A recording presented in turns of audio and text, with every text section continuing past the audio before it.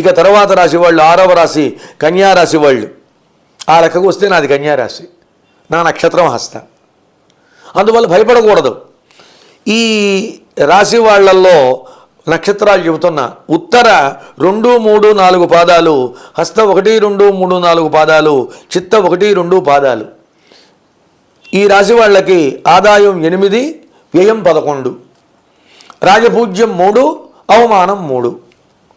ఈ రాశి వాళ్ళకి ప్రారంభం నుండి కూడా అన్ని విధాలా బాగుంటుంది. అమ్మయ్య, మొదటి మాట. మరి ఎంత మీకు చెబుతున్నా నా విషయం ఎలా ఉంటుందో అని కంగారు కొంచెం ఉంటుంది కదండి. మొదట బాగుంటుంది. అయితే పెండింగ్ వ్యవహారాలన్నీ పరిష్కారానికి వస్తాయి. అందరికీ పెండింగ్ వ్యవహారాలు ఉండవుగా, కేసులు ఇలాంటివి ఎవరిలో ఉంటే వాళ్ళకన్నమాట. అంతేకాదు ముఖ్యంగా పాత బాకీలు వసూలు అవుతాయి. అంతేకాదు వ్యాపారంలో బాగా లాభించి రాణిస్తారు. చక్కగా గృహ నిర్మాణ కార్యక్రమాలన్నీ చేస్తారు. అన్ని రంగాల్లో వాళ్ళకి బాగా యోగదాయకంగా ఉంటుంది. బంధువుల వల్ల మిత్రుల వల్ల కూడా సహాయ సంపదలు వస్తాయి. అయ్యా, బంధువుల వల్ల మిత్రుల వల్ల సహాయ సంపదలు అనగానే ముందర మనం కూడా వాళ్ళతో అభిమానంగా ఉండాలి. మనం ఎవరింటికి వెళ్ళక, ఎవరితో మాట్లాడక, వచ్చిన వాళ్ళకి కాఫీ తాగుతావా, తాగితే కలుగుతా అనకుండా, వచ్చిన వాళ్ళకి ఆప్యాయంగా మనం ఏదన్నా మరి పదార్థం కానీ లేక కాఫీ కానీ మంచినీళ్ళు కానీ ఇచ్చి ప్రేమగా మనం ఉండి, వాళ్ళకి ఇబ్బంది అయితే మనం వెళ్ళి ఆప్యాయంగా ఉంటే తప్పనిసరిగా ఎవరికైనా బంధువుల సహకారం ఉంటుంది. అంటే బంధువుల సహకారం ఉండాలి అంటే మనం ముందు వాళ్ళకి చేయాలి. ఇది గుర్తుపెట్టుకోవాలి. అసలు ఇంకో మాట చెబుతున్నానండి, అవతల వాడు చేసినా చేయకపోయినా నాకు చేసే అవకాశం ఉంది, చేస్తాను అంతవరకే. ఏ ప్రతిఫలాన్ని కోరి నది ప్రవహిస్తోందండి? ఏ ప్రతిఫలాన్ని కోరి ఆవులు పాలిస్తున్నాయండి? ఏ ప్రతిఫలాన్ని కోరి చెట్లు ఫలాలను ఇస్తున్నాయండి? వాటిని చూసి మనం బుద్ధి తెచ్చుకోకర్లేదా? అవే ప్రతిఫలాన్ని కోరకుండా ఇస్తూ ఉంటే మనం కూడా ప్రతిఫలం కోరకుండా చేస్తే మనం వల్ల సహాయం పొందినవాడు మనకి ఉపకారం చేయకపోవచ్చుగాక, ఇంకొకడు ఆ సమయంలో వచ్చి మనల్ని ఆదుకుంటాడు. అందువల్ల ఈ రాశి వాళ్ళకి చక్కగా బంధుమిత్రుల సహాయ సంపదలు ఉంటూ ఉంటాయి. శరీర ఆరోగ్యం బాగుంటుంది. ముఖ్యంగా కళత్రం వల్ల సౌఖ్యం. ఇంతకుముందు వాళ్ళకి పాపం భార్యాభర్తల మధ్యలో కొంచెం మనస్పర్ధలు వస్తే ఈ రాశి వాళ్ళకి మాత్రం భార్య వల్ల సౌఖ్యం కలిగే అవకాశం ఉంది. అంతేకాదు ఇంతవరకు ఏదన్నా అక్కడ ఇక్కడ అప్పుడప్పుడు కొంచెం మనస్సు అటు ఇటు అశాంతిగా ఉంటే శాంతి ఏర్పడేటువంటి అవకాశం ఉంది. వీళ్ళు కూడా చక్కగా వెంకటేశ్వర స్వామిని, ఆంజనేయ స్వామిని, సుబ్రహ్మణ్యేశ్వర స్వామిని దర్శించాలి, గోవిందనామాలు పఠించాలి.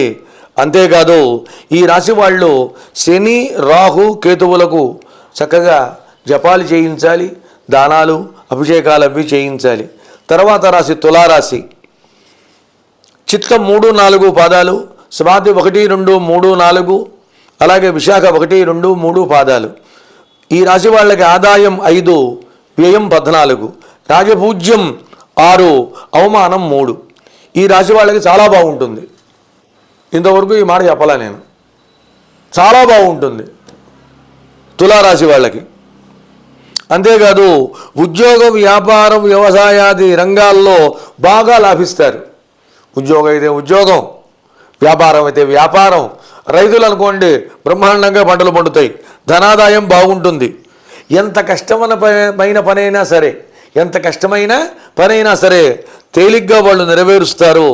అనుకున్న కార్యక్రమాలన్నీ నెరవేరుతాయి. ముఖ్యంగా స్థలాలు కొంటారు, పొలాలు కొంటారు, గృహ నిర్మాణాలు చేస్తారు, స్థిరాస్తిని అభివృద్ధి చేస్తారు. చక్కగా ఇంట్లో వివాహాది శుభకార్యాలు జరుగుతాయి, పేరు ప్రఖ్యాతులు వస్తాయి, బంధుమిత్రుల సహాయ సంపదలు వస్తాయి. ఇంతవరకు ఉన్న అంటే ఇంతకుముందు సంవత్సరంలో ఉన్న సమస్యలు ఏమన్నా ఉంటే అవన్నీ కూడా పరిష్కారాలు అవుతాయి. ముఖ్యంగా భార్యాపిల్లలతో, కుటుంబ సభ్యులతో ఆనందం కలుగుతుంది, మానసిక ప్రశాంతత ఏర్పడుతుంది, ఆరోగ్యం కూడా బాగుంటుంది. ఈ రాశి వాళ్ళకు కూడా బాగుంది కదండి. ఎందుకండి చెప్పాలి, పనికిరాదండి. ముఖ్యంగా నలుగురి మీద రన్ అవుతూ ఉంటుంది సంవత్సరం అంతా.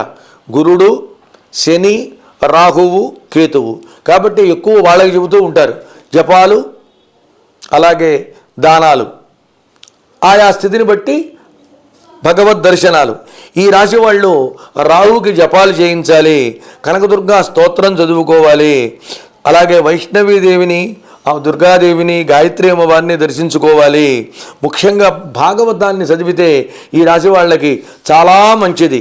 ఇక 8వ రాశి వృశ్చిక రాశి. విశాఖ 4వ పాదం, అనురాధ 1, 2, 3, 4 పాదాలు, జ్యేష్ఠ 1, 2, 3, 4 పాదాలు, ఆదాయం 11, వ్యయం 8. 8 కాదండి, వ్యయం 5, రాజపూజ్యం 2, అవమానం 6. ఈ రాశి వాళ్ళు అన్ని విధాల లాభాన్ని పొందుతారు. వాళ్ళకంతా కూడా యోగదాయకంగా ఉంటుంది ఈ సంవత్సరం. 2-3 దశలుగా వాళ్ళకి ధనం బాగా చేతికి అందుతుంది, స్థిరాస్తి పెరుగుతుంది. అంతేకాదు మన సొసైటీలో బాగా గౌరవ మర్యాదలు పెరుగుతాయి. అంతేకాదు సంతాన అభివృద్ధి అంటే ఇంకా సంతానం పెరుగుతుంది అండి. నాకు 45 ఏళ్ళు, ఇప్పటికి 3 పిల్లలు ఉన్నారు, ఇంకా మళ్ళీ పుడతారా అనుకోవద్దండి. సంతానమునకు అభివృద్ధి. సంతాన అభివృద్ధి అంటే పిల్లలు చక్కగా బాగా పెరగటం, ఏదన్నా ఉద్యోగాల్లో చేరితే అందులో బాగా పైకి రావటం, ఇది దాంట్లో ఉన్నటువంటి అర్థం. కోర్టు వ్యవహారాలకు ఎవరికైనా ఉంటే పరిష్కారం అవుతాయి.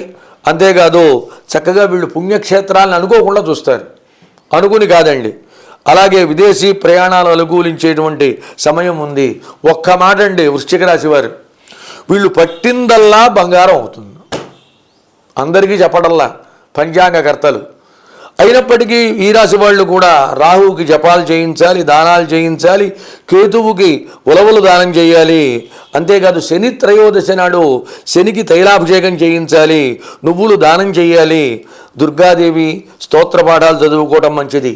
ఎవరెవరు ఆయా గ్రామాలకు దగ్గరగా ఉన్నటువంటి గ్రామదేవతను దర్శించాలి. అలాగే నవదుర్గా స్తోత్రం చెయ్యాలి.